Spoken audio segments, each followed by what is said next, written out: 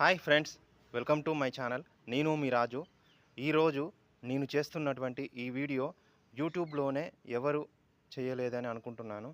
ఆ వీడియో ఏమిటంటే దాదాపుగా 1112 సంవత్సరాల పాటు అంటే 1112 ఇయర్స్ టైంలో జరగబోయేటువంటి వింత సంఘటనలు, ఈ భూమి మీద జరగబోయేటువంటి వింత సంఘటనలను చూపించే ప్రయత్నము ఈ వీడియోలో చేస్తున్నాను.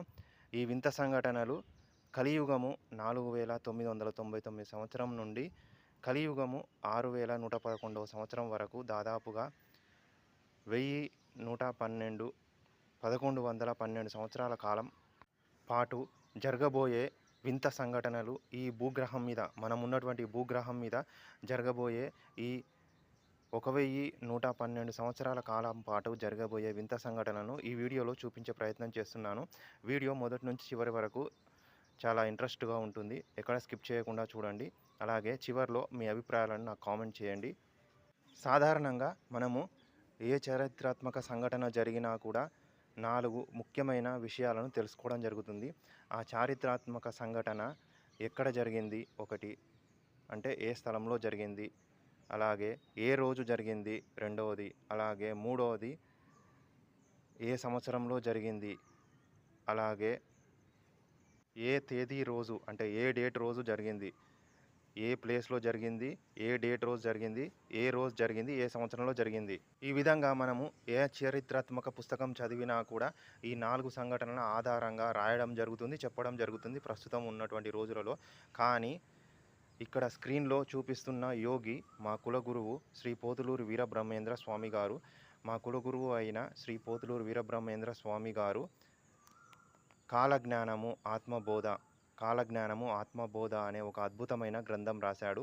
ఈ అద్భుతమైన గ్రంథంలో 71వ పేజీలో, గుర్తుపెట్టుకోండి, 71వ పేజీలో 1112 సంవత్సరాల కాలము అంటే కలియుగము 4999 సంవత్సరం నుంచి కలియుగము 6111 సంవత్సరం వరకు మొత్తము 1112 సంవత్సరాల కాలంలో జరిగేటువంటి వింత సంఘటనను ఈ 4 ప్రమాణాలతో పాటు అంటే స్థలము, తేదీ, రోజు, సంవత్సరము, ఈ 4 సంఘటనల ఆధారంగా పాటు ఇంకొకటి 5వ ముఖ్యమైన ప్రమాణాన్ని తీసుకున్నారు. ఆ 5వ ముఖ్యమైన ప్రమాణము ఏమిటంటే ఆ సమయంలో మనం ఉన్నటువంటి సౌర కుటుంబంలో ఉన్న గ్రహాలు, నక్షత్రమైన సూర్యుడు, చంద్రుడు పరిస్థితి ఏ విధంగా ఉంది, ఏ స్థానంలో ఉన్నారు, అలాగే మన సౌర కుటుంబం చుట్టూ ఉన్నటువంటి 12 రాశి చక్రాలు, 12 రాశులు ఏ దిశలో ఉన్నాయి, ఏ సమయంలో ఎక్కడ ఉన్నాయన్న ఆధారంగా మన జ్యోతిష్యము ఆధారంగా భారతదేశంలో ఉన్న జ్యోతిష్య ప్రమాణం ఆధారంగా చెప్పడం జరిగింది.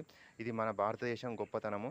మన భారతదేశంలో మన పూర్వీకులు ఏ సంఘటన జరిగినా కూడా జ్యోతిష్యం ఆధారంగా మన సౌర కుటుంబంలో సూర్యునితో పాటు ఉన్న గ్రహాలు పరిస్థితి ఏ విధంగా ఉంది, అలాగే సౌర కుటుంబం చుట్టూ ఉన్న 12 రాశి చక్రాలు ఏ స్థానంలో ఉన్నాయన్న విషయాన్ని ఆధారంగా చేసుకొని సమయాన్ని లెక్కించడం జరిగింది. ఇది మన భారతదేశం గొప్పతనము, అలాగే మన సనాతన ధర్మం కూడా గొప్పతనము. ఈ వీడియో మీకు నచ్చితే మీ ఫ్రెండ్స్ అండ్ ఫ్యామిలీస్కు షేర్ చేయండి. అలాగే మీ అభిప్రాయాలను కామెంట్ చేయండి.